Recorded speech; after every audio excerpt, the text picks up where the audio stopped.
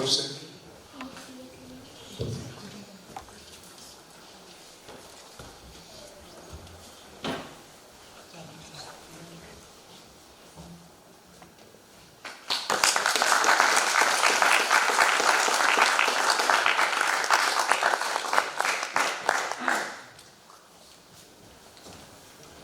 बहुत बहुत शुक्रिया।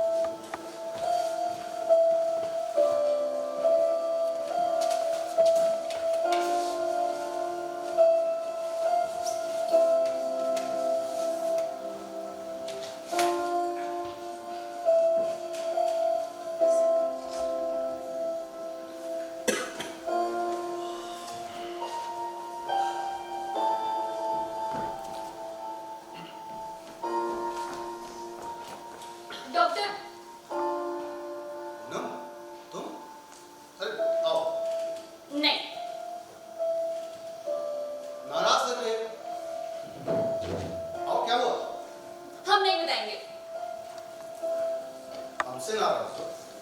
नहीं। तो फिर बोलो क्या हुआ? हम नहीं बताएंगे। अच्छा तुम्हारी मर्जी, ना बताओ तो बैठ तो जाओ। हम नहीं बैठेंगे। तो फिर खड़ी रहो। चलो चल बैठ इधर। हम नहीं बैठेंगे। गुड। अब बताओ क्या हुआ? कुछ नहीं। कुछ तो हुआ है। ना देखो मैं तुम्हारा डॉक्टर हूं ना, तुम मुझे सब कुछ बता सकते। बोलो क्या हुआ? डॉक्टर सब हमारे दुश्मन है। सब? हाँ सब, इसीलिए कल रात भर सोई नहीं। तो क्या करती रही रात भर? मरने की तकलीफ में सोचती रही कि खुद को कैसे मारूं। मैंने अपनी नस भी काटनी चाहिए। पुनः मैंने तुम्हें मना किया है ना ये सब सोचने के लिए। इधर देखो, इधर देखो। मना किया है, फिर क्यों सोचती हो? तो मैं और क्या करूं डॉक्टर? दिमाग में जो आता है उसके लिए मैं क्या करूं? ये दिमाग में आता ही क्यों है? क्योंकि सब हमारे दुश्मन है। सब चाहते हैं कि हम मर जाए। कौन कौन तुम्हारा दुश्मन? सब सब सब सब। इधर देखो, क्या मैं तुम्हारा दुश्मन हूं? नहीं लेकिन और सब। अच्छा, मैं नहीं और सब। अब अच्छा ये बताओ, क्या ये गुड्डा तुम्हारा दुश्मन है? नहीं। मैं नहीं, ये गुड्डा नहीं, फिर तुम क्यों कहती हो सब? सब नहीं पूनम, तुम कह सकती हो कुछ लोग। तो कुछ ही लोग सही। लेकिन तुम कुछ लोगों के लिए मरना क्यों चाहती हो? वो चाहते हैं। और कुछ लोग नहीं भी तो चाहते। देखो इस बात को यूं सोचो, कुछ लोग चाहते हैं कि तुम मर जाओ और कुछ लोग चाहते हैं कि तुम ना मरो। तो तुमने एक ही बात को सुनी, तुम्हें दूसरों की बात नहीं सुनी, दोनों की बात सुननी चाहिए थी। अब देखो, हम नहीं चाहते कि तुम मरने के बारे में सोचो और इस तरह से अपना हाथ नसे कर। इसलिए तो नहीं काटे। हैं? हाँ डॉक्टर, जब मैं रात को नस काटने जा रही थी ना तो आपका ध्यान आया और फिर मैं रुक गई। Good girl. अच्छा अब बताओ क्या हुआ? बताओ। कल माँ कह रही थी कि मरनी तो नहीं जाती है। इतनी सी बात? अरे भाई उन्होंने गुस्से में कह दिया और माँ की बात का ना बुरा नहीं मानते। माँ तो कहती रहती है, समझे? इतनी छोटी छोटी बातों को बुरा नहीं मानते। तुम्हें गुड्डा पसंद है? हाँ हमारे पास भी ऐसा ही गुड्डा था कब? जब हम छोटे थे। कितने छोटे? कोई 4 या 5 साल की। तब तो तुम इतनी सी रही होगी है ना, ऐसे छोटी सी फ्रॉक पहनती होगी रंग बिरंगी फूलों वाली, छोटे छोटे हाथ पैर।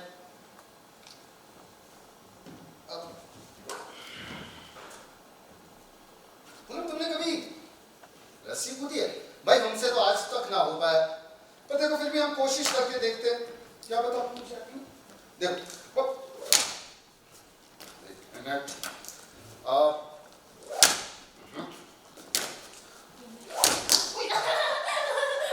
नहीं कूद पाया। तुम कूद सकती हो? हाँ तो कूद के दिखाओ। हाँ ये देखो।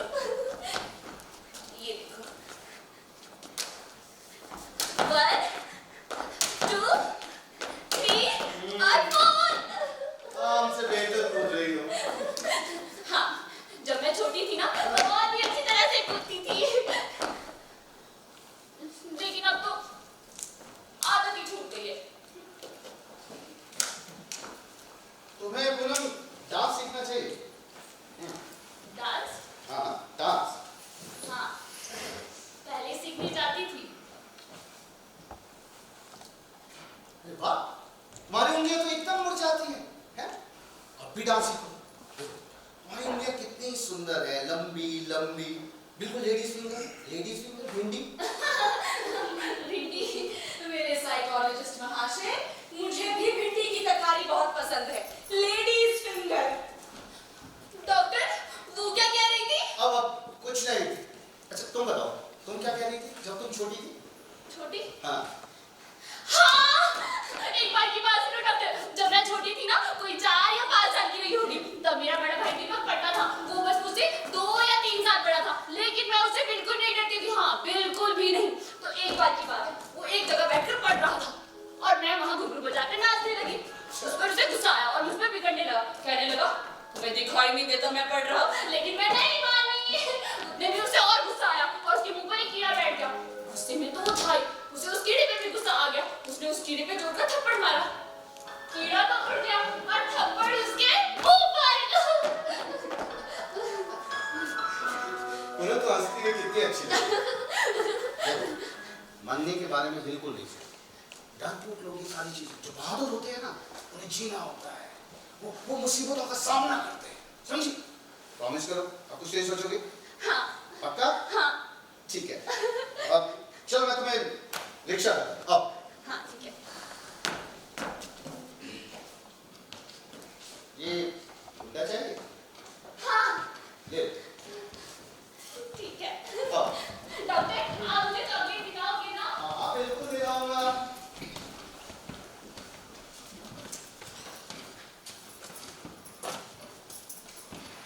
बहू, जरा यहाँ आना। आई। मेरा अलग जीना खराब हो रखा है।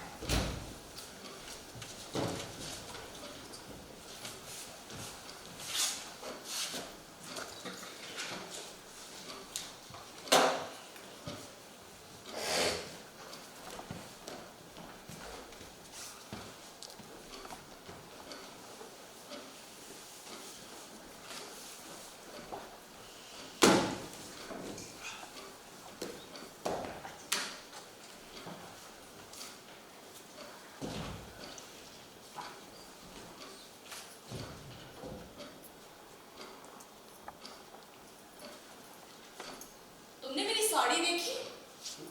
हाँ देखिए, कैसी लगी?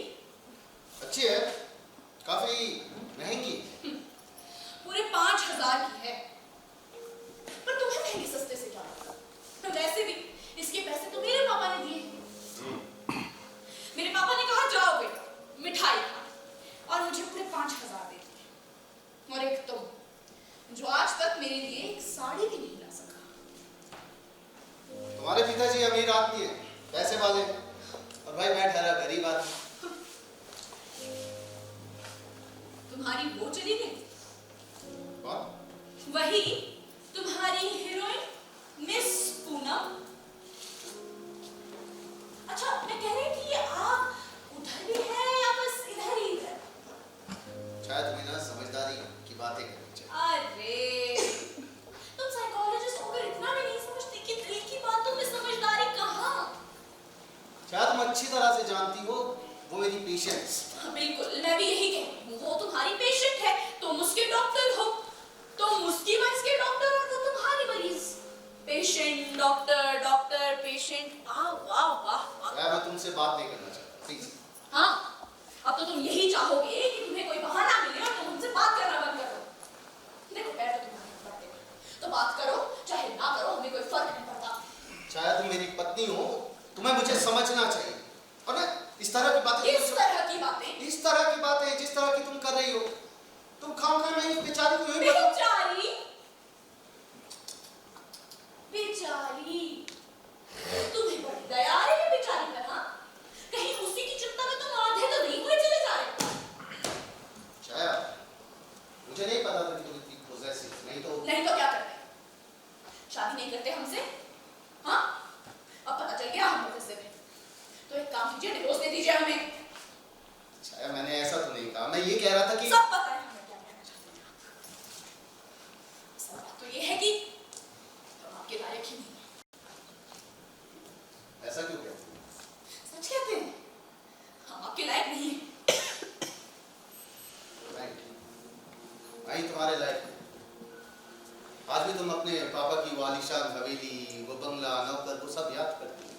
आई एम श्योर तुम उस दिन को जरूर कोसती होगी जिस दिन तुम्हारे पापा से मेरी मुलाकात वहाँ लंदन में हुई थी, उस कॉन्फ्रेंस।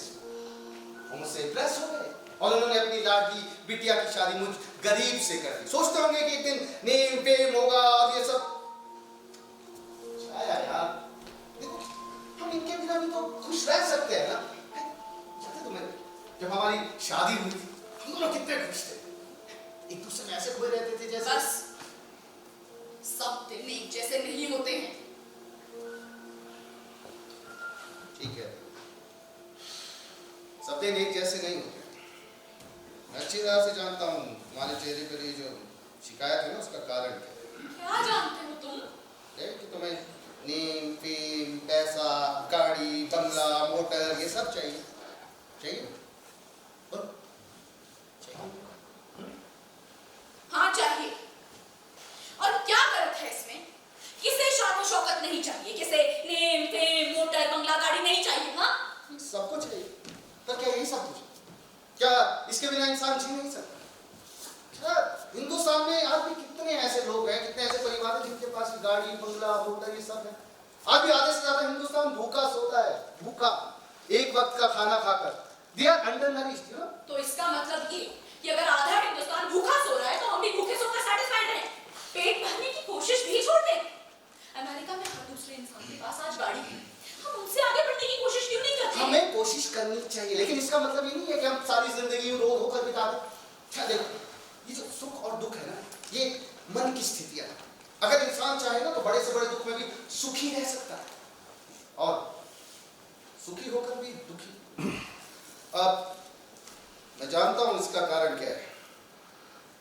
तुम्हें मेरा काम पसंद नहीं है ना? शायद अगर तुम मेरे प्रोफेशन में इंटरेस्ट हो, ये साइकोलॉजी की किताबें पढ़ो, मेरे पेशेंट में इंटरेस्ट हो, तो तुम्हें मुझसे कोई शिकायत नहीं होगी। I'm sure तुम्हें मुझसे कोई शिकायत नहीं होगी। हम लोग अच्छे से रह पाएंगे। हम एक अपने एम के लिए, मेरे जो एम है उसके लिए मिलजुल कर कोशिश करेंगे। और क्या ये जरूरी है कि जिस चीज में तुम्हारा इंटरेस्ट हो उसमें मेरा भी इंटरेस्ट हो? एक सफल वैवाहिक जीवन का यही रहस्य है। देखो शायद दो तरह के इंसान होते हैं, एक वो जो बस जीने को जीने के लिए जीते, उनके लिए सुख सुविधाएं लग्जरी यही सब मैटर करता है और पूरी जिंदगी उसी के पीछे भागते रहते हैं। और कुछ लोग वो होते हैं जिनका कुछ उद्देश्य होता है, जिनमें जज्बा होता है, कुछ करने की चाह होती है, एक आग होती है, एक लगन होती है और कुछ नहीं। ऐसे लोगों को शादी नहीं करनी चाहिए डॉक्टर वशिष्ठ। हाँ, ऐसे लोगों को शादी नहीं करनी चाहिए। वैसे भी उनकी शादी तो उनके आदर्शों से ही हो जाती है। ठीक है, ऐसे लोगों को शादी नहीं करनी चाहिए। मुझे शादी नहीं करनी चाहिए। मुझे शादी करने का कोई अधिकार नहीं।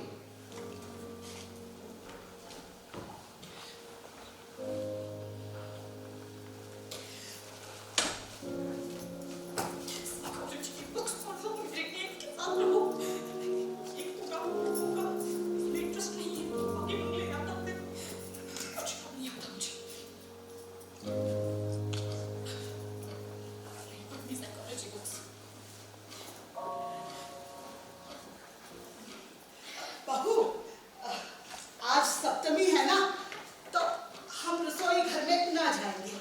तो ऐसा करना, आज रात का खाना तुम बना लेना। हाँ, मेरी बात कान खोल के सुन लीजिए अम्मा जी। आपकी कभी सप्तमी होती है तो कभी नवमी होती है। आपको बहाना चाहिए कि आप किचन में ना जाए। हमसे जैसा खाना बनेगा हम बना देंगे। अगर तरकारी में नमक ज्यादा रह जाए, चावल कच्चे रह जाए या फिर रोटी जल जाए तो हमसे मत कहिएगा। तुमसे कहेंगे भी कैसे? आजकल की लड़की हो ना, खाना बनाने में तो अपनी बेटी समझती हो। अम्मा जी, आजकल की लड़की की बात नहीं है। आज भी आपको चूल्हा चौका बर्तन करने वाली हजारों लड़कियां मिल जाएंगी। अपने अपने घर की बात करिए। उन्हें शादी से पहले ये तक पता नहीं था कि खाना बनता कहाँ है, और जानते भी क्यों? 10-10 नौकर थे हमारे पापा के। मगर बेटी, लड़की का ब्याह जिस घर में होता है ना, उसी हिसाब से काम करना पड़ता है। तो करते नहीं है क्या? कर ही तो रहे हैं। ही तो बड़प्पन है तुम्हारा। अम्मा जी, अपने पापा के साथ हर सैटरडे शॉपिंग पर जाया करते थे हम। तो हफ्ते की एक साड़ी तो लेते ही थे ना।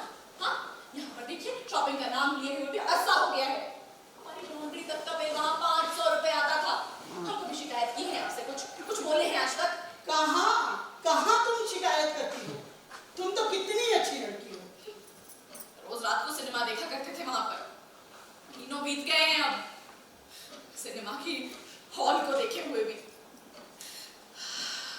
हम पानी का ग्लास तक वहां पर खुद उठाकर नहीं पीते थे और यहाँ खाना बनाते हैं क्योंकि आपको ये पूजा पाठ करना होता है।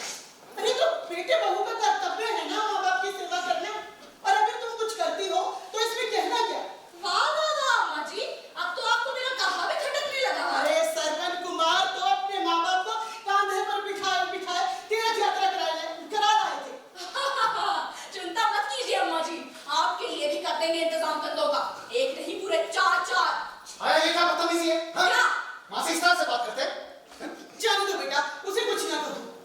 माँ, कुछ ना कहने की वजह से ना इसका दिमाग खराब हो गया है। जाने दो बेटा, उसे कुछ भी कहने का कोई फायदा नहीं है। माँ, आप अंदर जाइए, चल।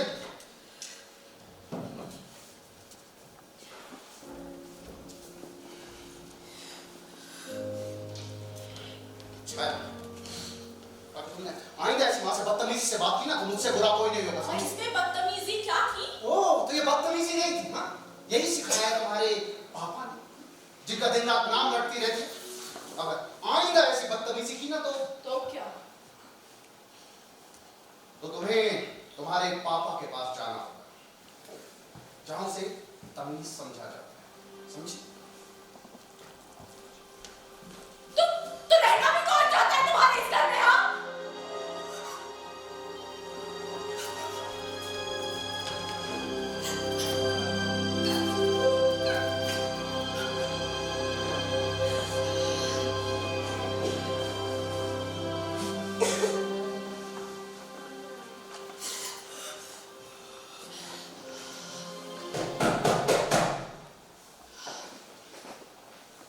कौन है?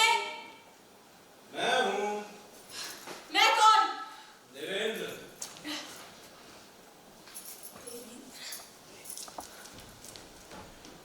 अरे अरे तुम आओ ना, आज अचानक कैसे? हाँ, मैं कैसे? हाँ। मैं बस ऐसे ही। मतलब आज इतने दिनों बाद कैसे?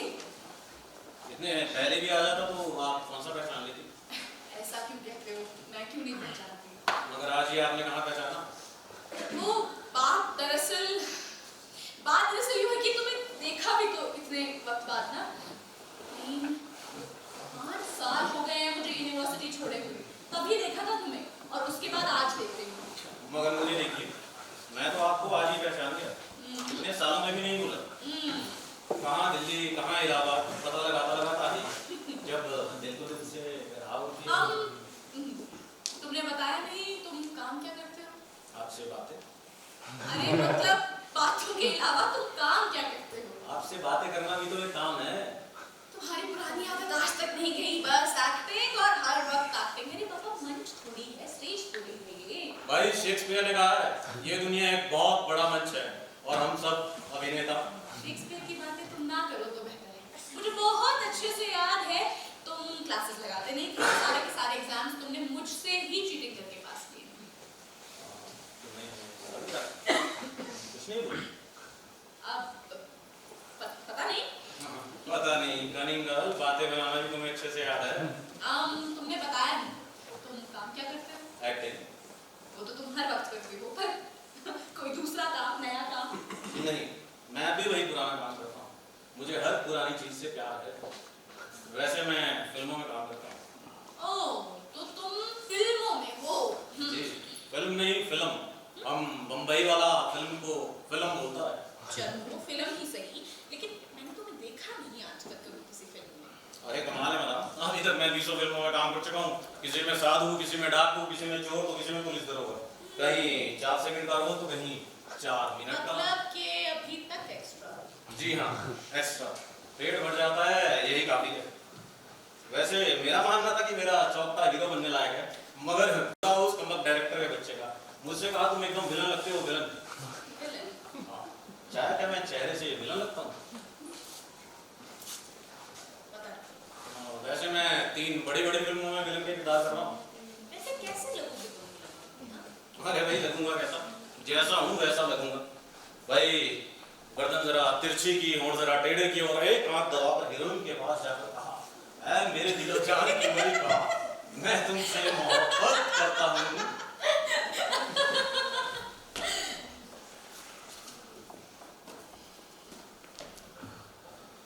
ये तो मेरे पति। अरे भाई अभी तो असली नाटक हो जा। अरे भाई मोहब्बत बन जाता मैं असली का विलन।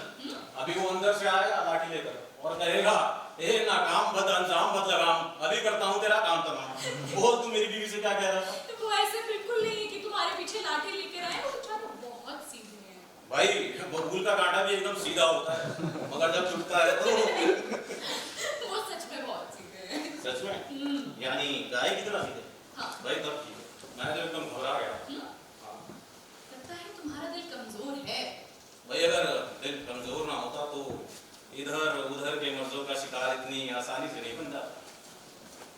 तुम्हारे पुराने मर्ज का क्या हुआ? हो सकता है। वही तुम्हारा पुराना मर्ज सुमित्रा। सुमित्रा? भाई जब तुमने मुझे लिफ्ट नहीं दी तो मुझे सुमित्रा से लिफ्ट लेनी पड़ी। मैंने सुना था तुम दोनों का रोमांस बड़े जोरों शोरों पर चल रहा था, शादी करने वाले थे तुम दोनों। हाँ करने तो वाले थे लेकिन फिर भी नहीं। क्यों? भाई सुमित्रा चाहती थी उसका पति आईएएस हो, पीसीएस हो और मैं डायरेक्टर आदमी। मैंने कहा टाटा गुड बाय। तो फिर हो गई उसकी शादी किसी आईएएस पीसीएस से? भाई आईएएस या पीसीएस से तो नहीं, हाँ एक सरकारी अफसर से जरूर हो गई। किस सरकारी अफसर से? एक दरोगा से। ओके। भाई सुना है थानेदारनी साहिबा बहुत मजे में है, 2 बच्चे हैं और बहुत मोटी भी हो गई है। ऐसा नहीं कहते। अच्छा ये किताबें क्या इन्हें आप पढ़ती हैं? नहीं, ये उनकी है। उनकी यानी द्रौपदी की? हाँ। एक्चुअली इन्हीं में घुसे रहते हैं सुबह से शाम तक। उन्होंने अमेरिका से साइकोथेरेपी में डॉक्टरेट। हाँ। अजी अपन तो पढ़ने लिखने में ज्यादा यकीन नहीं करते, ये जिंदगी तो हंसने खेलने के लिए है। और कहाँ है जिंदगी में हंसी खेल? जीने वालों के लिए जिंदगी हंसी खेली तो है। अब मुझे को देखो, सुमित्रा नहीं तो नासिक, मुझे इसका कोई मलाल नहीं। किसी तरह यूं ही मस्ती में उम्र भी जाए तो और चाहिए ही क्या। काश सब लोग तुम्हारी तरह हो सके। छाया जिंदगी तो एक नदी है, नदी कुछ इसकी झूमती इठलाती लहरों के साथ तैरना पसंद करते हैं और कुछ इसी की गहराइयों का पता लगाने के चक्कर में इसी में डूब जाते हैं। अजी अपन तो लहरों के साथ तैरना पसंद करते हैं, तैरना। तुम्हारी ये बेफिक्री देखकर ना मुझे कभी कभी जलन होती है। लगता है काश मैं भी तुम्हारी तरह हो पाती, निर्द्वंद निर्बंध। पर मेरे पैरों में तो बेड़ी पड़ गई है, समाज की मोटी। समाज की कोई भी ऐसी बेड़ी नहीं जो मुझे कैद कर सके। बेड़ियां तो कमजोरों के लिए होती हैं। तुम हमेशा से ऐसे ही थे, तब भी तुम ऐसी ही बातें किया करते थे। हाँ तब तो तुम मुझे बेवकूफ समझती हो। नहीं बेवकूफ नहीं, पर हाँ सन की जरूर समझती थी। तो तुम्हारी बातें भी ऐसी थी, मैं आसमान की ऊंचाइयों को छू लूंगा, मैं ये हासिल करूंगा, वो हासिल करूंगा, ये बन जाऊंगा, वो कर लूंगा। भाई तुम मुझे कुछ भी समझती रही हो, लेकिन याद है तुम्हें जब नाटक में तुम मेरी पत्नी बनी थी, उन दिनों मेरे पाँव जमीन पर नहीं पड़ते थे। दोस्तों में मेरा बेहद रौब था, और होता भी क्यों ना, आखिर को तो तुम थी भी मिस यूनिवर्सिटी। छाया शूट के सिलसिले में यहाँ आया था तो सोचा तुमसे मिलता है। अभी देर हो गई, चलता हूँ। अब सुनो, जब तक दिल्ली में हूँ तब तक आते रहे। मेरा यहाँ कोई दोस्त नहीं है, मुझे अकेले में ऊब होती है।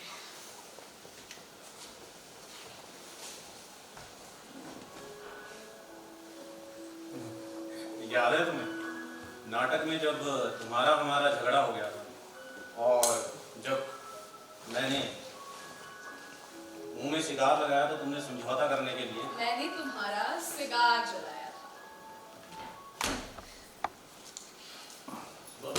जी बड़ी खुशी हुई आपसे मिलकर। जी खाक साहब को देवेंद्र कहते हैं। मैं और छाया एक दूसरे को यूनिवर्सिटी के दिनों से जानते हैं। हम दोनों ने एक नाटक में भाग लिया था। जी अभी देर हो रही है, बाद में मिलूंगा। ठीक है छाया। बाय। तुम्हें पता है ना मुझे सिद्धार्थ से नफरत है। और मुझे ओवर पॉसेसिव और जेलस हस्बैंड से। माँ क्या हुआ? स्टूल से पैर बढ़ गया, फूलदान गिर के टूट गया, फूल बिखर गए।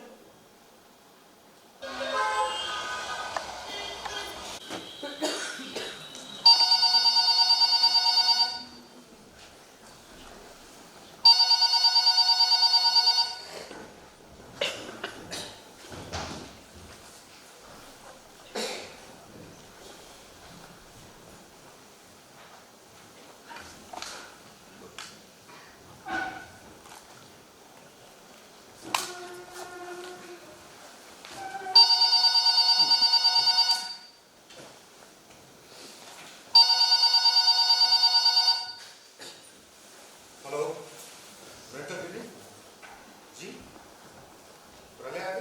अरे नहीं जनाब जी, जी आप सूरज के तवे पे रोटी सेक रहे हैं और आपके गले में आइटम बॉम्ब की माला। क्या धरती फटेगा और लाशों का जुलूस? ये क्या कह रहे हैं आप? क्या लाशों के सर पे धड़ नहीं और लाल लाल खून के फवार, गरम गरम लाल खून के फवार, ये क्या कह रहे हैं आप?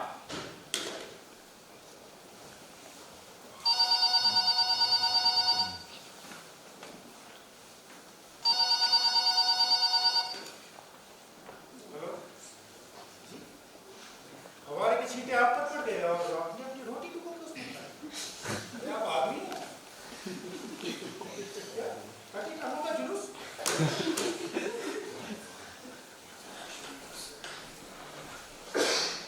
जी आप? जी मैं वशिष्ठ का मित्र हूँ, दिल्ली से आया हूँ। और आप? मैं सर प्रवेश, मैं डॉक्टर वशिष्ठ का असिस्टेंट हूँ। वशिष्ठ का? डॉक्टर वशिष्ठ अभी विजिट पर गए हैं, मैं बुला के लाता हूँ बैठिए।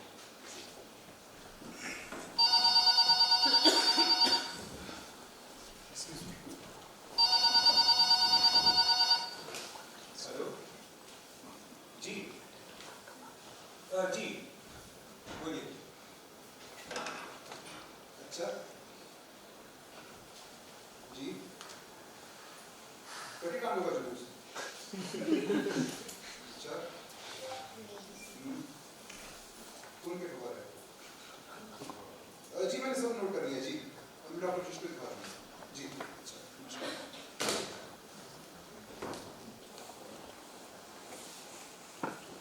आप काफी घबराए हुए लग रहे हैं। जी वो दरअसल आपसे पहले ये फोन मैंने उठाया।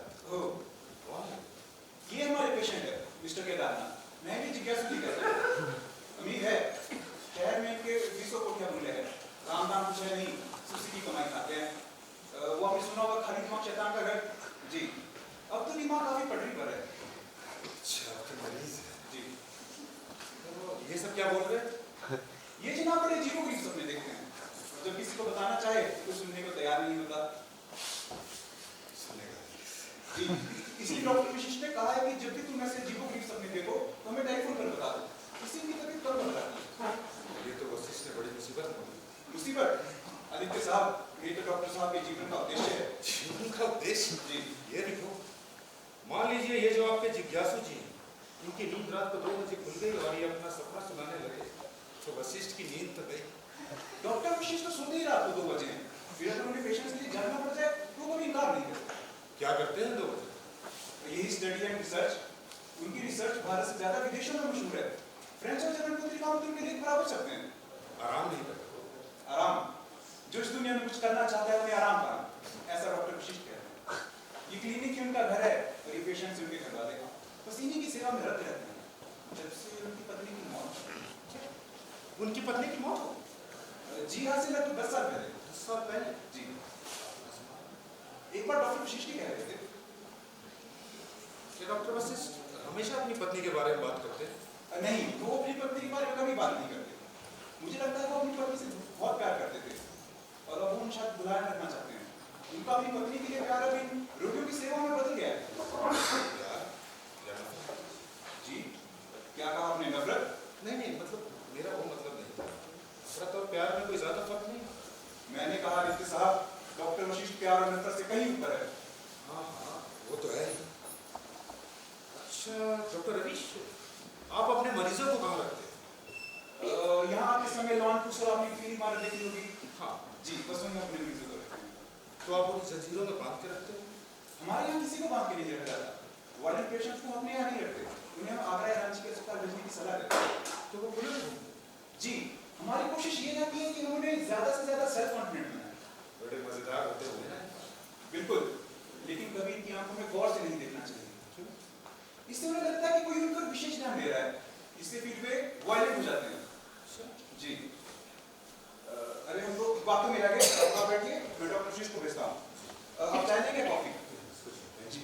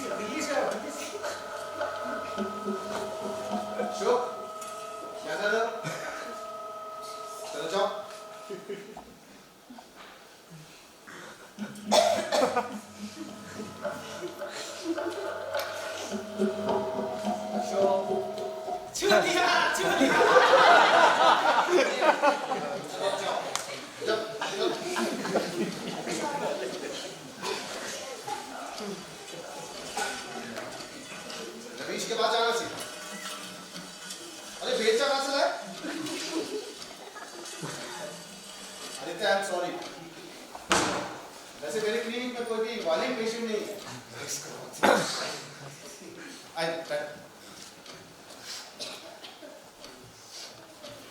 लो, पानी पियो। आज दिल्ली से यहाँ इतने समय बाद यहाँ एक पत्रकारों का सम्मेलन है, उसी में शिरकत करें। हाँ, मैंने न्यूज़पेपर में पढ़ा था वो। तुम अभी वही दिल्ली में हो, यूनिवर्सिटी में, हैं? हाँ वही। हम 9 साल पहले मिले थे ना। हाँ, तुम दिल्ली छोड़ के जब से लखनऊ आए तो शायद तुम कभी वापस नहीं आए। नहीं नहीं, ऐसी बात नहीं है। एक दो बार आया हूँ बीच में कॉन्फ्रेंस के सिलसिले पर। बिजी इतना था कि जहाँ पे भी तुमसे मुलाकात नहीं कर पाया। यहाँ लखनऊ में तो तुम्हारी प्रैक्टिस खूब जम गई। हाँ वो तो है, और क्लिनिक में कुछ पेशेंट भी है जो मेरी जिम्मेदारी है, इसलिए समय नहीं लग पाता। अब तुम बहुत बड़ा काम कर रहे हो वैसे, और तुम्हारी कीर्ति भी खूब।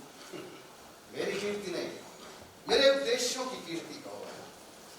मेरे उद्देश्य।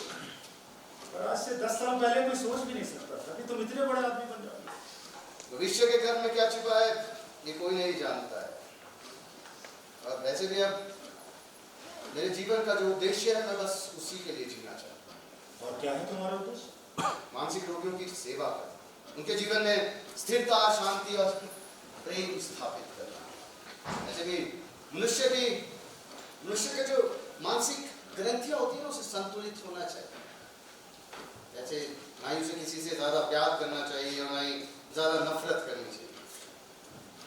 और बस यही मेरा एक है।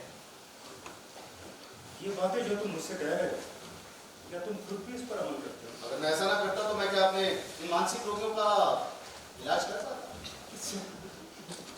वैसे भी अब मेरे जीवन की पर्सनल डिजायर्स खत्म हो चुकी है आदित्य। अब मेरा उद्देश्य, मेरा ध्येय, मेरा काम अब एक ही है।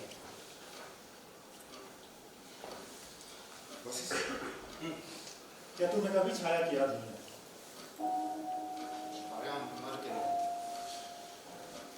मुझे मैं उसका नाम भी नहीं सुनना चाहता। मेरा वो मतलब नहीं सच। सर, आपसे अभिमन्यु के केस के बारे में बात करनी थी। उसके घर वाले काफी देर से इंतजार कर रहे हैं। अब ओ एक्सक्यूज मी ना, क्या केस? सर, ये अभिमन्यु की उम्र लगभग 45 साल होगी। हाँ। वो अपनी पत्नी से बेहद प्यार करता था, हाँ। मगर उसकी पत्नी दूसरे के साथ भाग गई। अभिमन्यु को लगता है वो बहुत ही अच्छी है, उससे बेहद प्यार करती है, इसलिए उसने अपना दिमाग खराब कर दिया। ये लोग दाखिल होना चाहते हैं? जी। उसे दाखिल करो और उससे कहो कि जैसा वो अपनी पत्नी के बारे में सोचता है वैसा कुछ नहीं।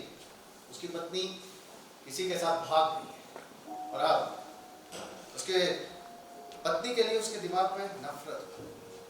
नफरत? हाँ, नफरत। जब वो अपनी पत्नी से नफरत करेगा ना तब उसके बारे में नहीं सोचेगा। उसे उसके भागने का दुख नहीं होगा और उसके मन का बोझ भी हल्का होगा और वो नॉर्मल लाइफ जी पाएगा। जी जी क्या? अब खड़े क्या हो जाओ। अभी तो तुम मुझे प्रेम का पाठ पढ़ा रहे और अब नफरत। आदित्य, मुझे मेरे पेशेंट के साथ क्या करना चाहिए मैं अच्छी तरह से जानता हूँ। मेरी जो रिसर्च है एक नई दिशा की ओर जाती है। ये जो नेचुरल इमोशन होते हैं ना, जैसे प्यार, नफरत, हिंसा, वितृष्णा, ये इंसान की जिंदगी में बहुत इंपॉर्टेंट रोल प्ले करते हैं। ये नेचर के सेफ्टी वॉल जिनके सारे मनुष्य अपने आप को संतुलित करता है, बैलेंस करता है। तुम नहीं समझोगे। पर तुम्हारा व्यक्तिगत जीवन भी कुछ ऐसा है क्या? तुम भी? मैं मरीज नहीं, मैं डॉक्टर, इसलिए मैं माफ कर सकता हूँ, आम इंसान नहीं।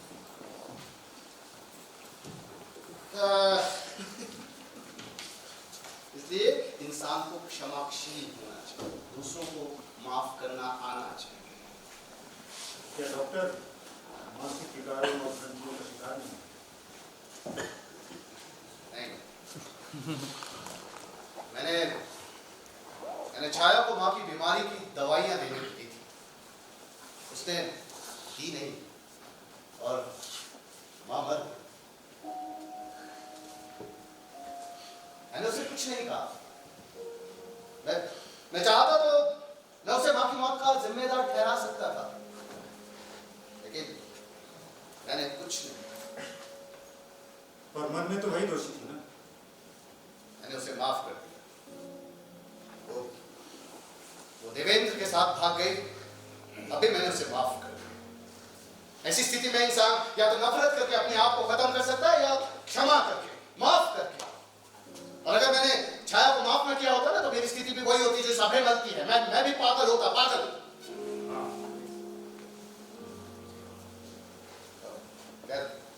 छोड़ो, उसे मरे तो अब 10 साल हो चुके हैं।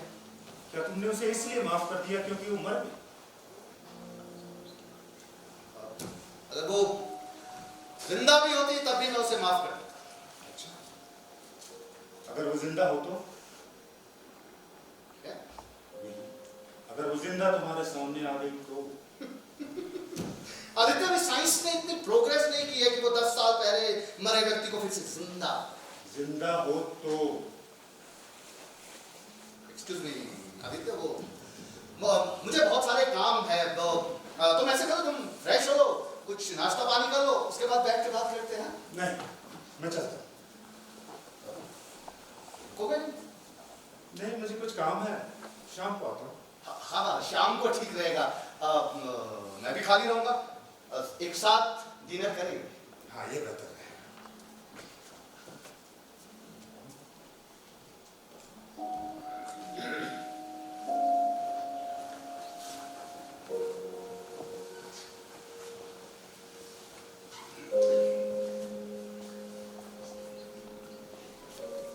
सर, हाँ, आज आपको पेशेंट देखने जाना है, गाड़ी करवा दूं? अभी आधा घंटा या आधे घंटे बाद बुला लेना आप। जी सर। मैं थोड़ा रेस्ट करना चाहता हूँ। जी।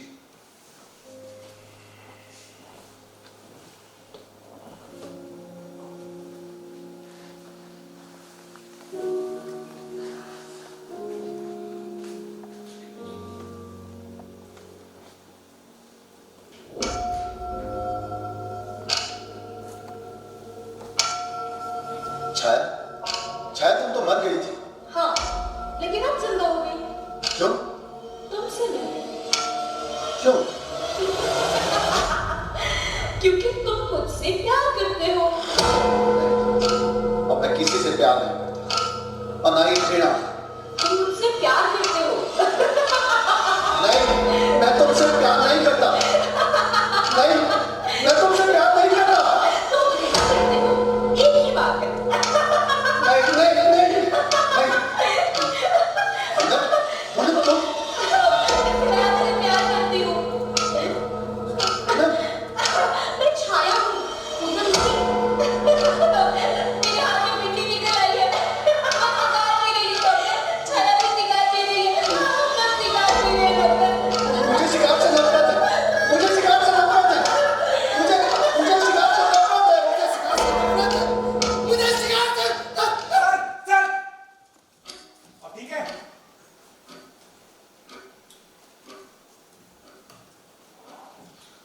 रविश, मैंने एक सपना देखा, नोट करो।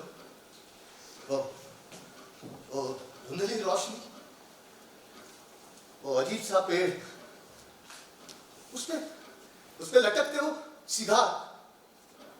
वो कह रही थी और वो भी कह रही थी कि मैं जिंदा हूं, मैं जिंदा हूं। कौन जिंदा है? वो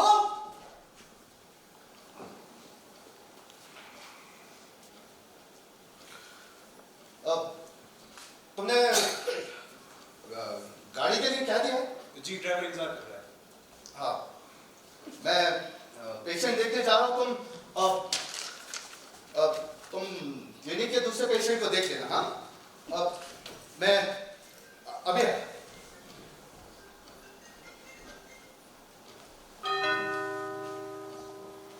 एक मिनट।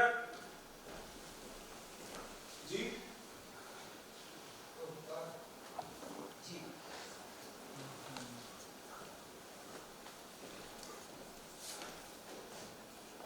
भारत सरकार ने डॉक्टर वशिष्ठ को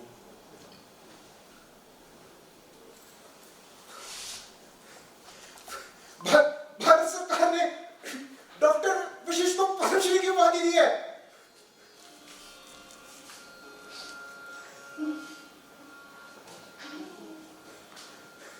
बाप रे बाप, यूनेस्को का साइकियाट्री में सबसे बड़ा अवार्ड, $1,00,000।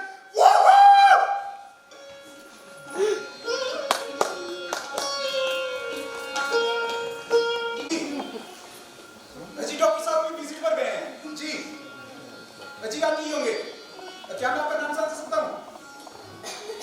शर्मा जी, मेयर शर्मा जी। जी सर, जी जरूर जरूर, मैं आपको सबसे बच्चे बधाई दे दूंगा। जी क्या रेडियो पे खबर आ गई? जी जी जी जी, अच्छा अच्छा, नमस्कार। हेलो, जी हाँ, अरे जी हाँ, खबर एकदम सच है। अरे बाबा क्या खबर नहीं, खबर सच है। Sir sir, congratulation, I am first to congratulate you. क्या हुआ भाई? सर भारत सरकार ने आपको पद्मश्री की उपाधि दी है। क्या? पद्मश्री, ये तो कुछ नहीं, यूनेस्को ने आपको $1,00,000 का सिग्निफाइड पुरस्कार दिया है। ये देखिए तार।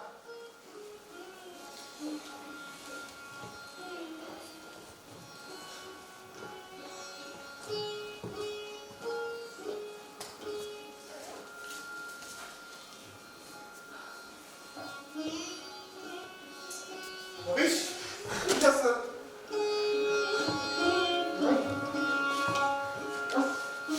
you are the first to congratulate me. Yes sir. Yes. Sir, governor के यहाँ से टेलीफोन आया था। कॉर्पोरेशन के शर्मा जी तो बार बार कॉल कर रहे हैं। अखबार वाले ने तो दिमाग खराब कर दिया कॉल कर करके।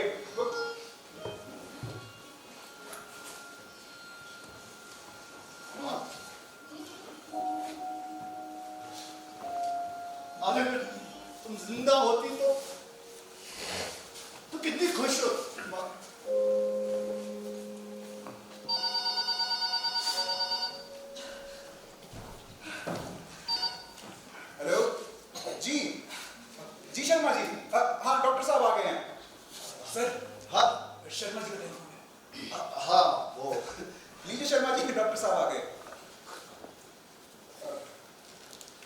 जी शर्मा जी, धन्यवाद धन्यवाद, ये सब आपकी शुभेच्छाएं हैं जी। जी आप, मेरी जिंदगी का बस यही एक उद्देश्य था कि लोगों की सेवा कर सकूं। जी जी, क्या पुलिस बैंड, जुलूस, जी पुष्प मालाएं पहना। देखिए शर्मा जी, मुझे इन सब की आदत नहीं है। हाँ, आप ऐसा कीजिए, आप रवीश से बात कर लीजिए, मेरे असिस्टेंट से, उसे समझा दीजिए। जी जी जी, हाँ हाँ जी जी शर्मा जी, हाँ बिल्कुल बिल्कुल जी, हाँ आप अवश्य जुलूस लाए जी। थोड़ी देर में मिलते हैं जी। सब लोग आ रहे हैं। सब लोग आ रहे हैं, बिल्कुल समय नहीं है। तो हमें क्या करना होगा? हमें कुछ नहीं करना होगा। पुलिस के बैंड के पीछे जुलूस है, उस सड़क से होता हुआ यहाँ आएगा। फिर यहाँ आएंगे? यहाँ आएंगे। अब मैं क्या करूँगा? सर आप कुछ नहीं करेंगे, आप यहाँ बैठे होंगे, वे लोग आएंगे, आपको माला पहनाएंगे, आपका सम्मान करेंगे, फिर आपके लिए रोशन करेंगे। और मैं क्या करूँगा? एक्चुअली आप मुझे थैंक्स कह दीजिएगा। थैंक्स। हाँ, लेकिन मैं थैंक्स में कहूँगा क्या? जो आपको ठीक लगे। अगर ना हो तो अभी आप मुझे अपनी स्टेटमेंट डिक्टेट करा दे, मैं रिसेप्शन के बाद उसे कॉल में भिजवा दूंगा। ये ठीक रहेगा जी। लिखो। हाँ, आपने जो मुझे सम्मान दिया है, मैं सर्वथा उसके अयोग्य हूं। आपकी हेलो जी जी, मैं पूछ कर बताता हूँ जी जी जी जी जी। अच्छा सर, हाँ, रोटी के प्रेसिडेंट से बनर्जी का टेलीफोन है। वे कह रहे हैं कि वो आपको सम्मानित करना चाहते हैं और पूछ रहे हैं कि कल शाम 5 बजे आप फ्री होंगे। तुम्हें जैसा लगता है तुम कह दो। वैसे कोई अपॉइंटमेंट तो नहीं है ना? ठीक है। जी जी मिस्टर बनर्जी, देखिए बात यह है कि डॉक्टर साहब इन सब और जुलूसों से बेहद घबराते हैं जी। अरे आप चिंता मत कीजिए, मैं आपके लिए पहले मना करता हूँ जी जी। अच्छा कैसे लोग आते हैं, वो सब छोड़ो, कहाँ थे हम? आप लोगों ने मुझे सम्मान दिया है। हाँ, आप लोगों ने जो मुझे सम्मान दिया है उसके मैं सर्वथा अयोग्य हूँ। आपकी इस महानता के लिए मैं अब कौन आ गया?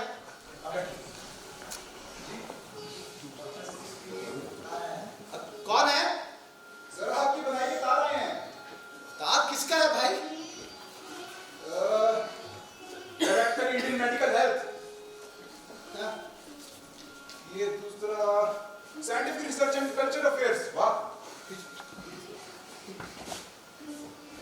तीसरा बिना किसी नाम का है, ये किसका होगा? ये उसका है जो शायद मुझे वो चिट्ठियाँ और ये ग्रीटिंग भेजता रहता है। अब ये तार, अब क्या वो सब छोड़ो, कहाँ थे? आप लोगों ने जो मुझे सम्मान दिया है, हाँ, आप लोगों ने जो मुझे सम्मान दिया है, मैं उसके सर्वथा अयोग्य हूँ। आपकी इस महानता के लिए मैं आपका तहे दिल से आभार व्यक्त करता हूँ। इस संसार में बहुत दुख है। आज के इस मशीनी युग की इस अंधी दौड़ में इंसान अपना मानसिक संतुलन खोता जा रहा है। यदि मेरा ये तुच्छ प्रयत्न ऐसे असंतुलित व्यक्तियों के जीवन में स्थिरता, शांति स्थापित कर सके, यदि घृणा प्रेम में परिवर्तित हो सके, तो मैं समझूंगा कि मेरा जीवन धन्य हो गया। लिख दिया? जी हाँ, ये सम्मान और आपका अगाध प्रेम मेरे लिए नहीं, अपितु उन आदर्शों के लिए है जिसे संसार में शांति और क्षमा के आलोक से ऐसे विकृत और असंतुलित व्यक्तियों के जीवन को प्रकाशित कर दिया है, और जिसके लिए मैंने अपना पूरा जीवन होम कर दिया। अतः ये सम्मान मैं कृतज्ञता पूर्वक स्वीकार करता हूं और आपका धन्यवाद करता हूं। इसको टाइप करके एक बार मुझे पढ़ा देना। हाँ जी रवीश, और सुनो, सारे दावों के जवाब देने हैं, याद रखना। हाँ? जी।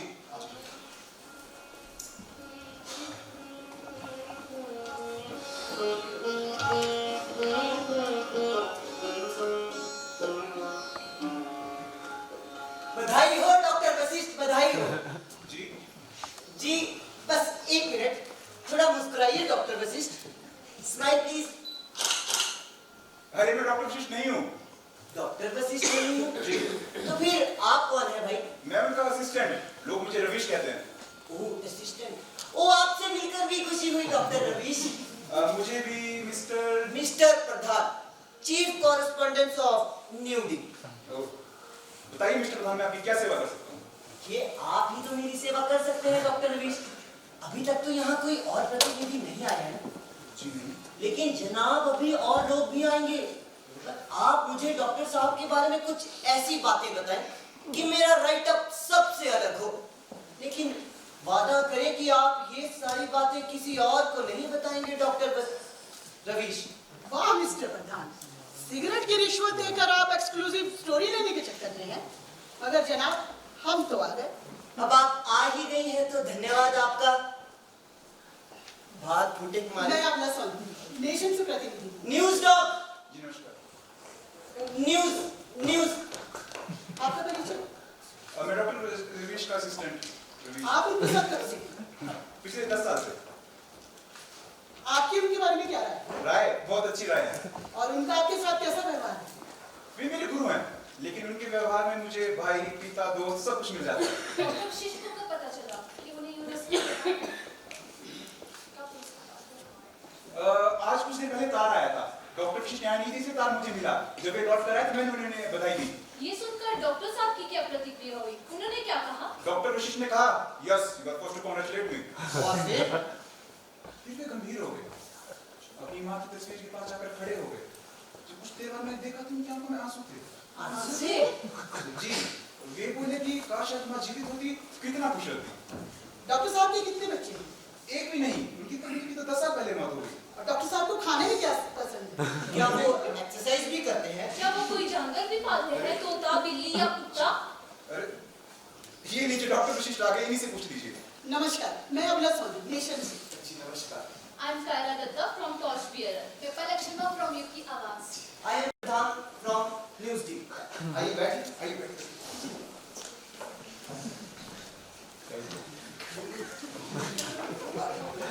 जी कहिए। डॉक्टर साहब, आपकी एजुकेशन कहाँ से हुई है?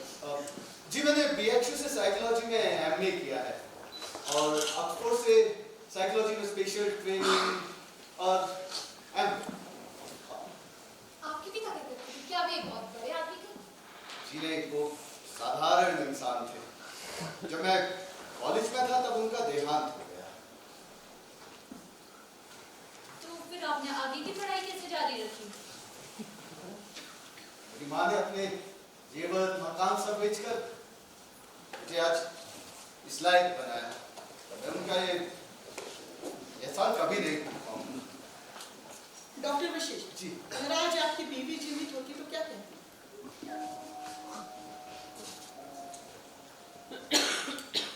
आपने बताया नहीं डॉक्टर वशिष्ठ, अगर आज आपकी पत्नी जीवित होती तो क्या कहती? जी, हाँ, बताइए। वो क्या कहती? डॉक्टर राज, डॉक्टर साहब की पत्नी जिंदा होती तो वो खुशी के मारे भर जाती। आप कौन?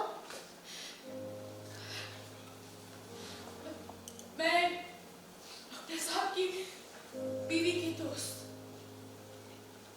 उन्हें बधाई देने आई हूँ। आज अगर वो जिंदा होती तो इतनी खुशी सह नहीं पाती। आगे कौन सी ऐसी पत्नी होगी जो अपने पति के सम्मान को अपना सम्मान समझकर उससे ज्यादा खुश ना हो। मेरी पत्नी को मरे हुए 10 साल हो चुके। हाँ, उसे मरे हुए 10 साल हो गए। वो इतनी अभागी थी कि इस सुख में आपकी साथी भी नहीं बन सकी। आप रो क्यों रही हैं? ये तो खुशी का मौका है ना। जी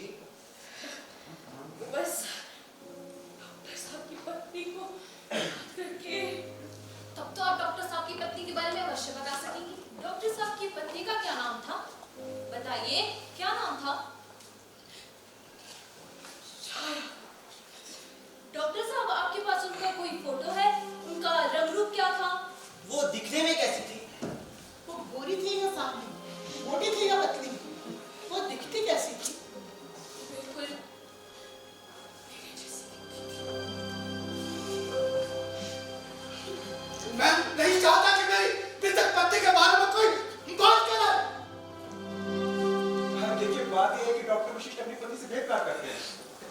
जब कभी नजदीक आता है तो खुद को संभाल नहीं पाते। अपनी पत्नी से बहुत प्यार है। डॉक्टर साहब की पत्नी की मृत्यु किस रोग से हुई थी?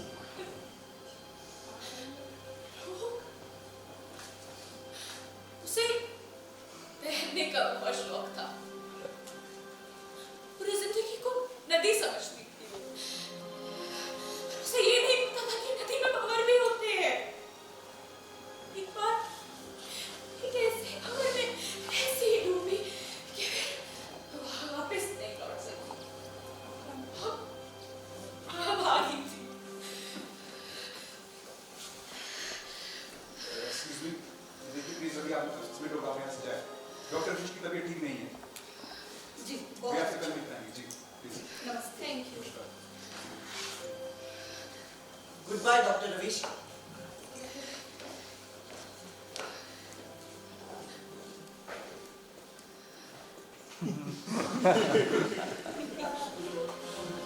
आप प्लीज यहाँ बैठ जाइए। आप चाय लेंगे या कॉफी? रवीश, तो वो पेशेंट नंबर 7 को ऑब्जर्व करो जरा।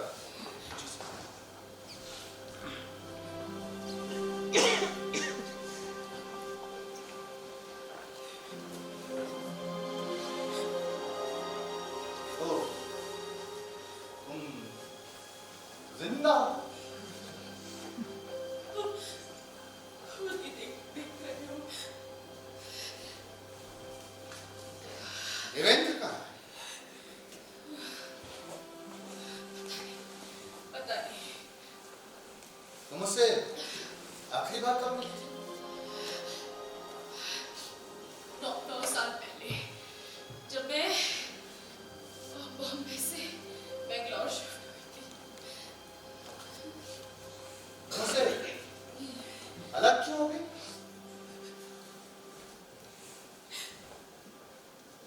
झगड़ा हो गया था।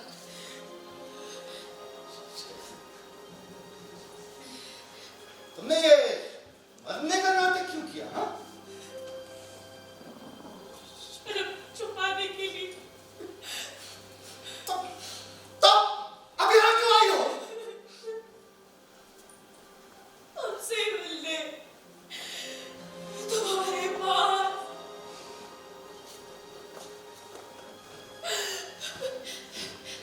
मैं तुम्हें बधाई देना चाहती हूँ।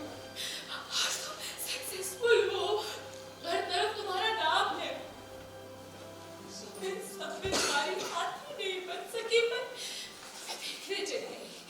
दूर से ही सही, पराई बन के ही सही। तुम्हें मुझे जिंदा देखकर खुशी नहीं हुई? तुम मर गई या तुम जिंदा हो या तुमने मरने का नाटक किया? इससे मुझे कोई फर्क नहीं। मुझसे बहुत ज्यादा नफरत करती हो तुम। नफरत? तुम तो मेरे लिए उसी दिन मर गई जिस दिन तुम धर्मेंद्र के साथ भागी थी। आज तुम जो भी हो, मुझे उससे कोई मतलब नहीं। मैं जानती हूँ मैं जो थी मैं वो अब नहीं हूँ। लेकिन मैं जो थी मैं उसी का सहारा लेकर तो तुम्हारे पास वापस लौटी हूँ। जो थी, जो है, ये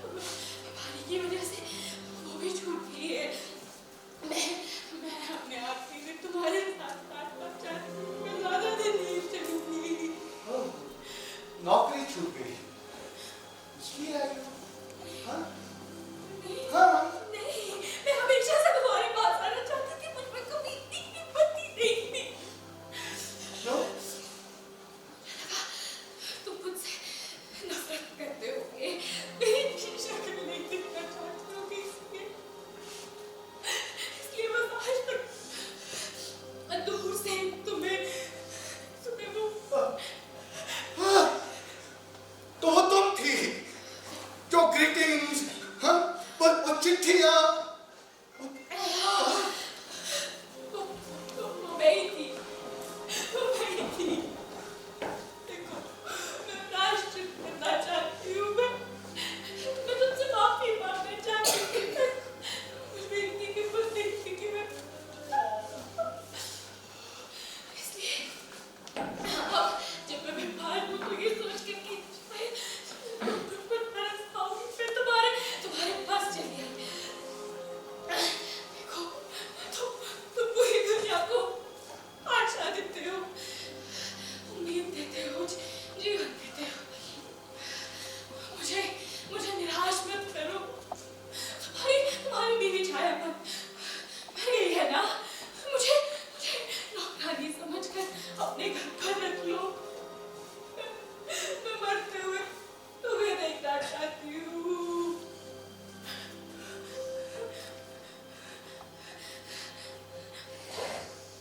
तुम चुप क्यों हो? कुछ तो बोलो। मुझे भला बुरा मुझे कोसो। मैं अपराधी हूँ। मैं गुनहगार हूँ। मैं तुम्हारी गुनहगार हूँ। मुझे कोसो, भला बुरा हूँ। मैं बहुत बुरी हूँ। मैं बहुत बुरी हूँ।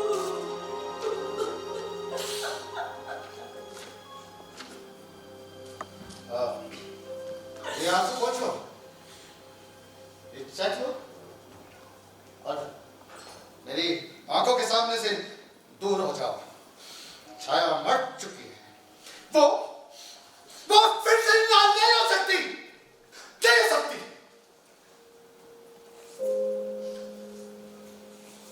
नहीं हो सकती।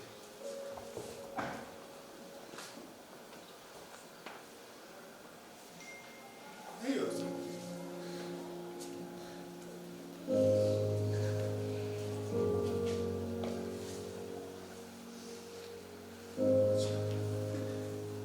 जिंदा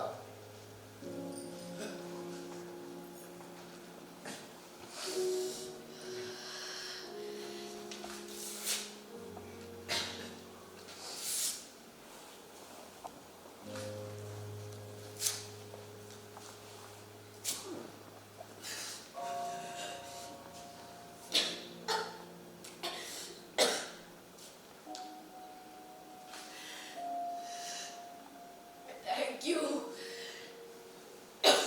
Dr. Vishwesh.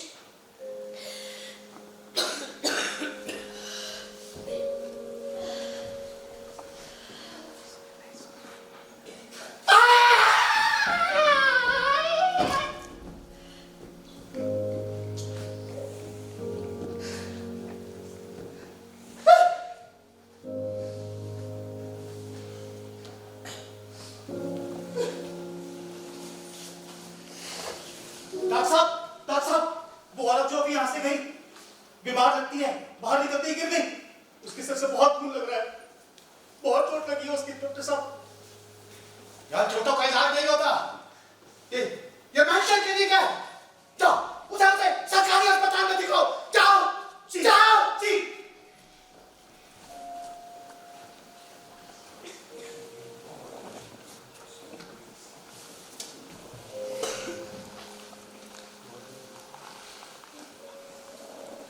डॉक्टर साहब, वो औरत वो मर गई। मर गई तो डॉक्टर साहब से क्या कहें?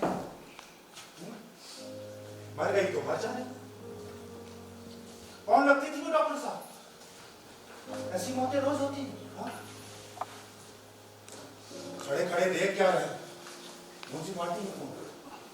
लावारिस लाश है ना, उठा ले जाए। और हाँ, लाश को डॉक्टर साहब के पोटीकों से तो हटा ही दो। पद्मश्री मिला है, बड़े बड़े लोग आएंगे, जश्न है आज, जश्न। लो तो उठा के सड़क पर फेंक दो, चील कौवे नोच खाएंगे।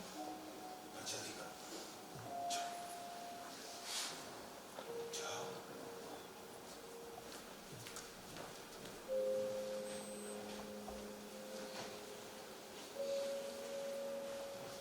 डॉक्टर जिंदगी मानसिक रोगियों का विश्लेषण करते रहे। और क्या कभी तुमने खुद को जानना चाहा? कभी खुद का मानसिक विश्लेषण किया? तुम हमेशा कहते थे ना कि जिंदगी में उदारता होनी चाहिए, प्रेम होना चाहिए, सबको माफ करना चाहिए। पर तुम्हारा जीवन ठीक इसके विपरीत।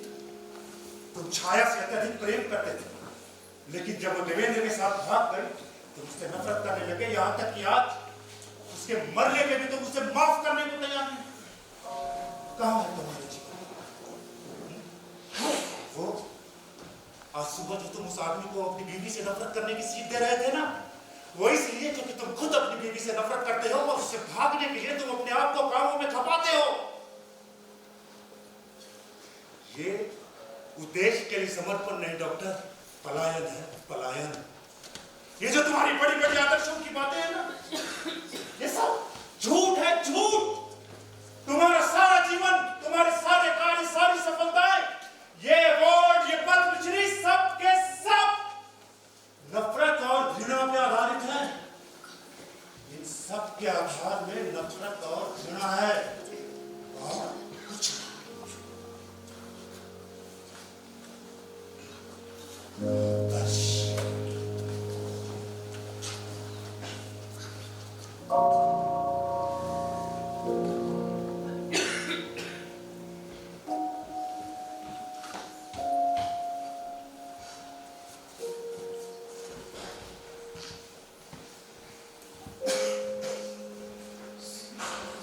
सर आप ठीक है?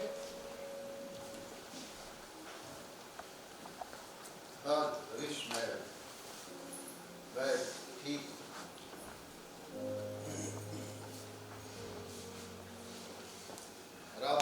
थोड़ा आराम करना चाहता हूँ। सर आप अंदर चलकर आराम करें। मैं यहीं आराम करूंगा। तुम लाइट बुझा दो प्लीज।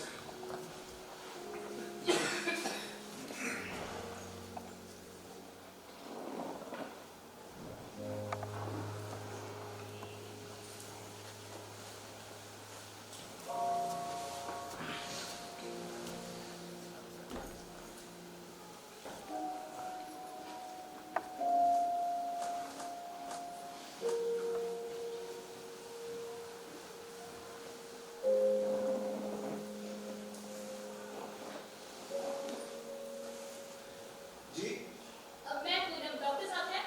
जी है। हाँ तो उनसे कहिए, मुझे उनसे मिलना है। अभी को किसी से नहीं मिल सकते, किसी से मिलते आप किसे चाहिए? आप कौन?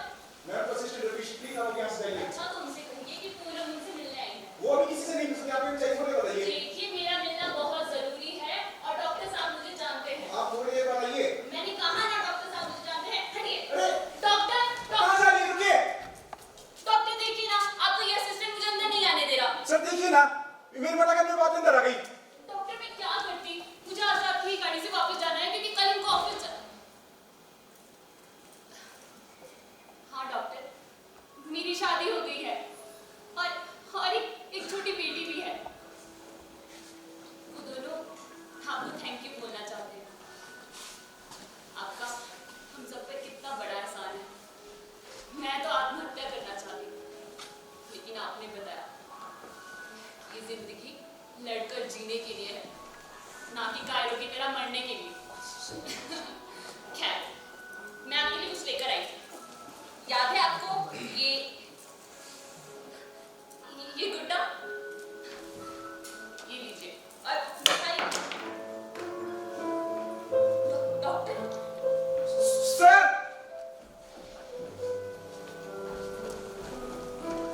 सर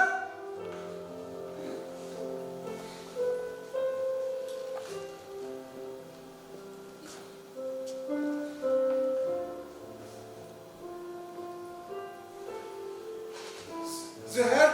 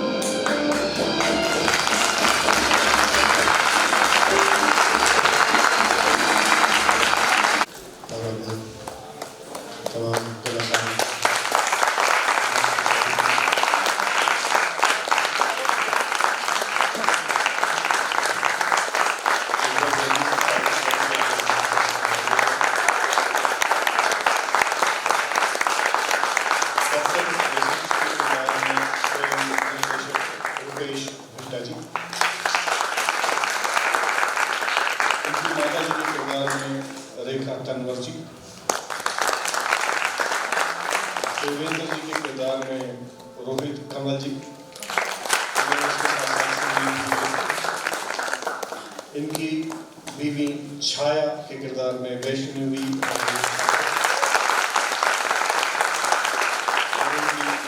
मरीज के किरदार में थी प्रीति ठाकुर, असिस्टेंट डॉक्टर रवीश अभिषेक वर्मा,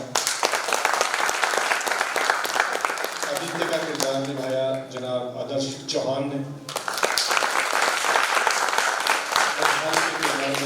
लकी राजपूत, पलक के किरदार में थी पलक, और इन्हीं की देखा देखी पायल के किरदार में थी पायल, और अशोक जी जो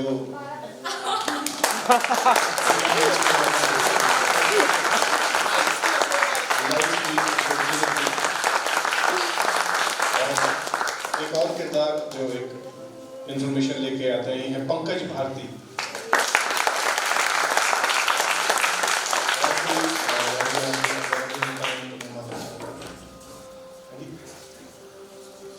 इसके अलावा मेकअप में थे धीरज रघुवंशी,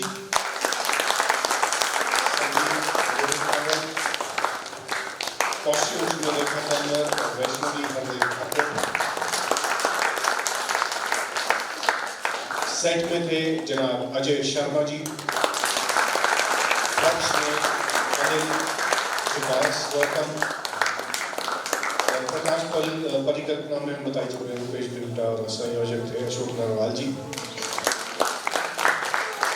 और मैं आप सभी की तालियों के बीच जनाब अजय शर्मा जी से दरख्वास्त करूँगा कि वो हमारे आज के मुख्य अतिथि जनाब दिव्यांशु सिंघल जी को मंच तक लाएं और जरूर उनका आशीर्वाद दर्शकों को मिले। तो स्वागत कीजिए जनाब दिव्यांशु सिंघल जी का।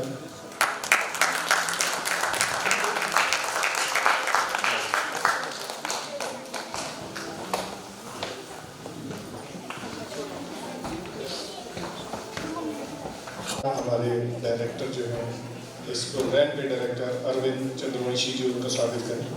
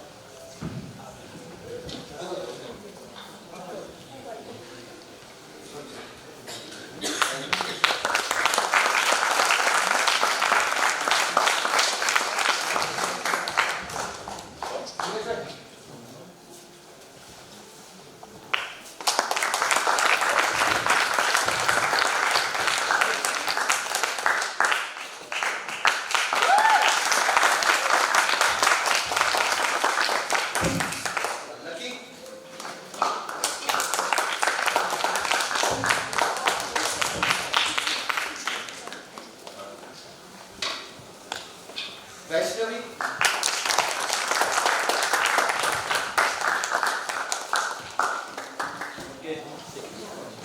रेखा दे,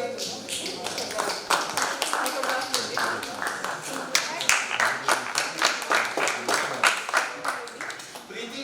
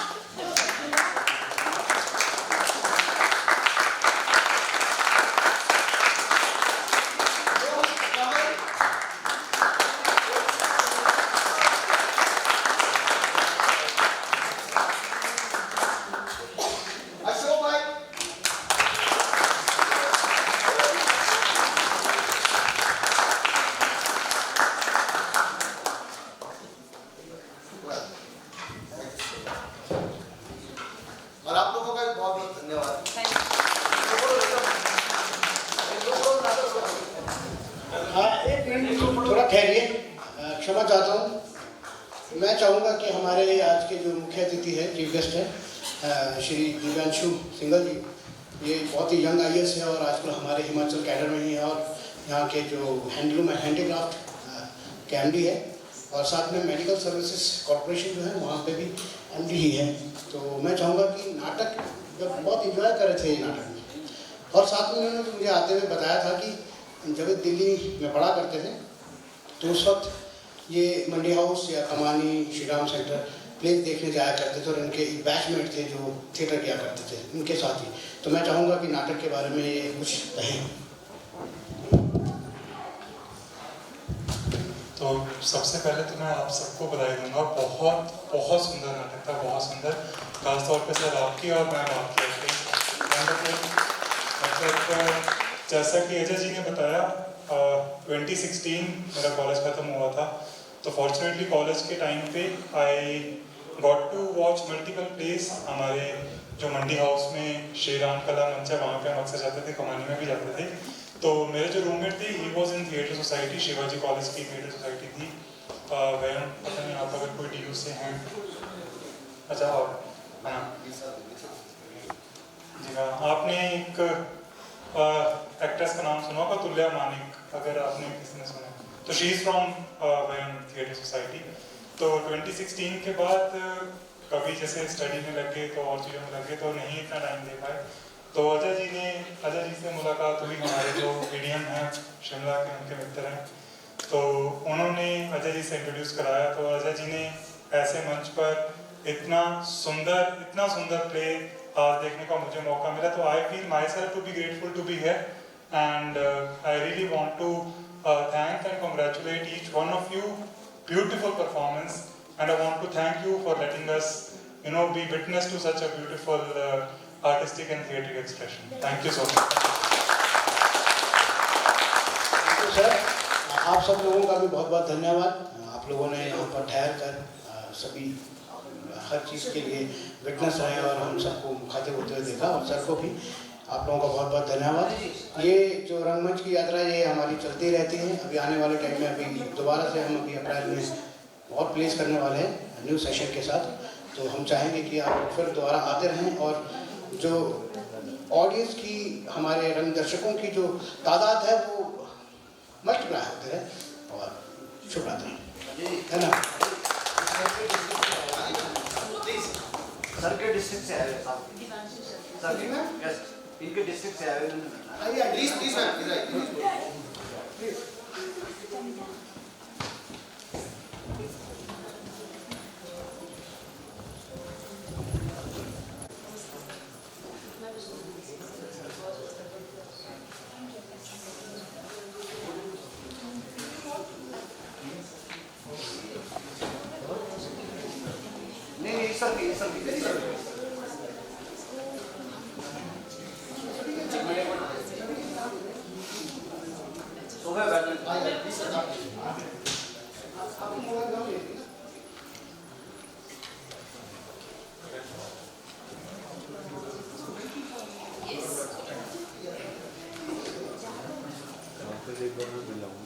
सामने आ जाइए, पीछे